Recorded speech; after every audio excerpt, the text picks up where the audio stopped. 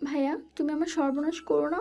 আমি তোমার কি ক্ষতি করেছি যার কারণে তুমি আমার এত বড় সর্বনাশ করতে চাইছো? প্লিজ ভাইয়া, কাছে আসবা না। তুই জিজ্ঞেস করছিস আমি তোর কি ক্ষতি করছি? আগে তোর সর্বনাশ করি, তারপর বলবো কি ক্ষতি করছি। বলে আমি ডানাকে এক টান দিয়ে আমার বুকের সাথে মিশিয়ে নিলাম। ডানার শরীর থেকে ওড়নাটা খুলে নিলাম। এরপর ওর জামা টেনে টেনে ছিঁড়তে লাগলাম। ভাইয়া, আমি তোমার দুটি পায়ে পড়ি, ছেড়ে দাও আমাকে। আর যদি আমি অন্যায় করে থাকি তাহলে ক্ষমা করে দাও, তবু আমার সর্বনাশ করো না। চুপ, একদম চুপ। আর একটাও কথা বলবি না, তাহলে তোকে গলা টিপে মেরে ফেলবো। আমার কাজ আমাকে করতে দে। ডানাকে ধাক্কা মেরে বেডে ফেলে দিলাম। এরপর আমিও ঝাঁপিয়ে পড়লাম ওর উপর। ও শরীরের উপর উঠে ঠোঁটে ঠোঁট ডুবিয়ে দিলাম। আর স্পর্শকাতর স্থানে হাত বোলাতে শুরু করলাম। ডানা তার হাত দিয়ে আমাকে সরাতে ব্যস্ত, কিন্তু ও কি আমার সাথে পারে? এবারও ঠোঁট ছেড়ে গালে গলায় কিস শুরু করলাম। ভাইয়া, খুব ব্যথা পাচ্ছি। কামড় দিচ্ছ কেন? ভাইয়া, ওখানটা নরম, ওখানে কি কেউ এত জোরে কামড় দেয়? আমি ব্যথা সহ্য করতে পারছি না। না, তোকে আর ছাড়ছি না। আজ আমার সমস্ত রাগ তোর উপর ঝাড়বো, তারপর তোকে ছাড়বো, তার আগে না। ভাইয়া, আস্তে আস্তে ব্যথা পাচ্ছি তো।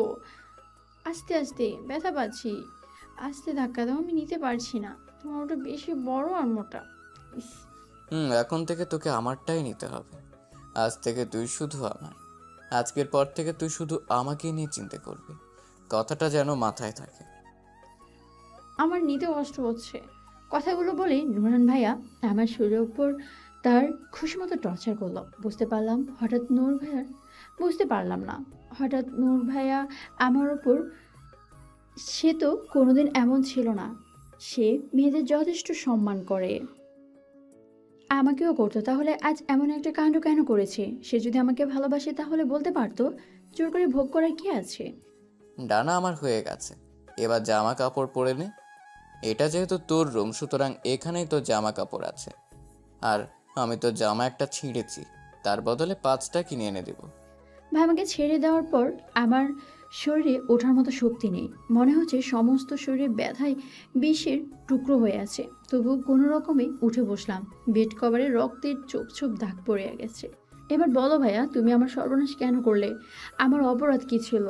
আমার জানা মতে একটু মনে করে দেখ কি করেছি, তাহলেই মনে পড়বে। তোমার সাথে কোনো অন্যায় করিনি, যার কারণে তুমি আমাকে এত বড় একটা শাস্তি দিলে। তুই সকালবেলা বাবার কাছে নালিশ করিসনি আমি তোকে রেপ করেছি? তোর সাথে জোর জবরদস্তি করেছি, তুই তো কলেজে চলে গেছিস। এদিকে বাবা তোর কথা শুনে আমাকে অকথ্য ভাষায় ইনসাল্ট করেছে। আমার গালে দুইটা থাপ্পড় মেরেছে, শুধুমাত্র তোর মিথ্যে কথা বলার জন্য। বাবা আমাকে কোনো কিছু বলার সুযোগটা পর্যন্ত দেয়নি। এবার বল, তোকে আমি কবে রেপ করেছিলাম? তুই বাবাকে এত বড় একটা মিথ্যে কথা বলতে পারলি?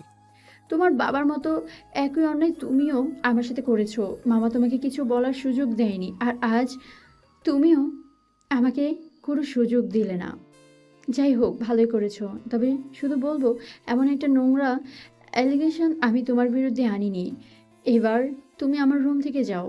আমি একটু একা থাকতে চাই। আমি ভেবেছিলাম তুমি আর 5টা ছেলের থেকে আলাদা, কিন্তু না। তুমিও ঠিক একই রকম নিজের পুরুষত্ব দেখিয়ে দিলে। আজ আমি অনাথ বলে এমন একটা অন্যায় তুমি আমার সাথে করতে পারলে। আমার বাবা মা বেঁচে থাকলে এই অন্যায়টা কোনোদিন করতে পারতে না। তুই নালিশ করিসনি, তাহলে কে করলো? ও আচ্ছা, এবার আমি বুঝতে পারছি কে এত বড় একটা জঘন্য কাজ করেছে। সোনিয়া করেছে। মানে, সোনিয়া করতে যাবে কেন? সোনিয়া আমাকে প্রপোজ করছিল, কিন্তু আমি সোনিয়াকে একটা চড় দিয়ে বলেছি আমি তোর চাচাতো ভাই, তুই আমাকে প্রপোজ করিস, তোর লজ্জা করে না? এই জন্য সোনিয়া আমার উপর প্রতিশোধ নেওয়ার জন্য এমন একটা নোংরা খেলা খেললো। ডানা, তুই আমাকে ক্ষমা করে দে। তুমি আমার রুম থেকে যাও। এখন তোমাকে দেখলে আমার ঘেন্না করে। নুরহান ভাইয়া আমার রুম থেকে চলে যায়। আমি মাইশা ইসলাম ডানা। খুব ছোটবেলায় আমার বাবা মা মারা যায়। এরপর ঠাঁই মেলে মামার বাড়িতে। আমি এবার এইচএসসি পরীক্ষা দেব। আমার আরও 2 মামা মামি আছে, কিন্তু বাকি 2 মামি আমাকে একদমই সহ্য করতে পারে না। নুরহান ভাইয়ার মা আমাকে অনেক ভালোবাসে। নুরহান ভাইয়া হলো আমার মামাতো ভাই। তারা শুধু 2 ভাই। নুরহান ভাইয়া ছোট। ভাইয়া এবছর অনার্স ফাইনাল ইয়ারে পড়ে। বড় ভাইয়া আর ভাবি দুজনে চাকরি করে, তাই তারা শহরে থাকে। কোনোরকম বিছানা ছেড়ে উঠে দাঁড়িয়ে ওয়াশরুমে চলে গেলাম। শাওয়ার নিয়ে চলে আসলাম। সেদিনের পর থেকেই আমি নুরান ভাইয়ের সাথে আর কোনো কথা বলি না। সে অনেকবার কথা বলার চেষ্টা করেছে, কিন্তু আমি তাকে সুযোগ দিইনি। হঠাৎ দরজায় নক পড়ল। কে? দরজা নক করে কে? আমি উঠে গিয়ে দরজা খুলে দিলাম। মামি ভিতরে ঢুকে পড়ল। না মাম্মানি, আমার তেমন কিছু হয়নি। সামনে পরীক্ষা তো, তাই একটু টেনশন হচ্ছে। আর কিছু না, তুমি চিন্তা করো না, আমি ঠিক আছি। আমি মামিকে মামুনি ডাকি। মামুনি আমাকে খাইয়ে দিচ্ছে। আমার চোখ দিয়ে পানি পড়ে যাচ্ছে। মামুনি, তুমি আমাকে বিশ্বাস করো? মামুনি, যদি কোনোদিন জানতে পারো তোমার খুব প্রিয় একজন মানুষ আমার সাথে মস্ত বড় একটা অন্যায় করেছে, তখন তুমি সেই প্রিয় মানুষটাকে বিশ্বাস করবে নাকি আমাকে করবে? না, তেমন কিছু না। কেটে গেল আরও একটি মাস। আমার পরীক্ষা শুরু হয়ে গেছে। নয়ন ভাইয়া আমাকে দিয়ে আসে, পরীক্ষার কেন্দ্রে আবার নিয়ে আসে। ডানা, তুই কি আমার সাথে কথা বলবি না ঠিক করে নিয়েছিস? আমি জানি আমি অন্যায় করেছি। তুই কি এখনো আমাকে ক্ষমা করতে পারিসনি? তোমার সাথে কথা বলতে ইচ্ছে করে না, তাই বলি না। আর ক্ষমা চাওয়ার প্রশ্ন আসছে কেন? তোমরা দয়া করে আমাকে থাকতে দিয়েছো, খেতে দিয়েছো, পড়াচ্ছো, এটার বিনিময়ে তুমি যা খুশি তাই করতে পারো। ক্ষমা চাওয়ার কোনো প্রয়োজন নেই। আমি তো এতিম, অসহায় একটা মেয়ে। তুই একটু বেশিই বুঝিস। আমি আর কথা বাড়ালাম না। পরীক্ষা দিয়ে বাসায় চলে আসলাম। ইদানিং কিছু ভালো লাগে না, খেতে পারি না, মাথা ঘুরে বমি হয়। মামুনি বিষয়টা লক্ষ্য করেছে। সে আবার আমার কাছে আসলো।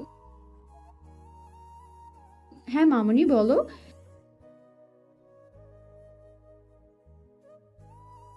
মামুনির কথা শুনে মামুনিকে জড়িয়ে ধরে কেঁদে দিলাম। এরপর বললাম, মামুনি, তোমার ছেলে আমার সর্বনাশ করেছে। এরপর মামুনিকে সবটা বললাম। মামুনি রেগে মেগে আমার রুম থেকে বের হয়ে গেল। একটু পর মামুনি আমাকে বসার ঘরে রাখলো। গিয়ে দেখি সেখানে মামা, মামি আর নুরান ভাইও আছে। নুরান ভাইয়া মাথা নিচু করে দাঁড়িয়ে আছে। বুঝতে বাকি রইল না, মামা ভাইয়াকে বকেছে। রোহান, তুই ডানার এত বড় একটা সর্বনাশ কেন করলি? এখন আমি ওকে বিয়ে দিব কি করে? ডানার পেটে তোর সন্তান, সেটা কি তুই জানিস? কথা শোনা মাত্রই নুরান ভাই আমার দিকে তাকালো। মনে হচ্ছে তার চোখে মুখে খুশির ঝলক। নুরান ভাইয়া বেহার মতো ছুটে এসে আমাকে জড়িয়ে ধরলো আর বলল, ডানা, তুই আমার সন্তানের মা হতে যাচ্ছিস। আমি অনেক খুশি হয়েছি। আর তোকে আমার থেকে কেউ কেড়ে নিতে পারবে না। বাবা, আমি কি ডানাকে ভালোবাসি, ডানাকে বিয়ে করতে চাই। মামা আর মামুনিও খুশি মনে মেনে নিল। রাতেই আমাদের বিয়ে পড়িয়ে দিল। আমার পরীক্ষা এখনো শেষ হয়নি। বসে আছি নুরান ভাইয়ের বিছানায়। একটুতেই সে আসলো, আমার পাশে বসলো, আমার হাত ধরে বলল, এবার তোমাকে ক্ষমা করে দে, আর বিশ্বাস কর আমি তোকে ভালোবাসি। তোকে আমি সুখে রাখবো।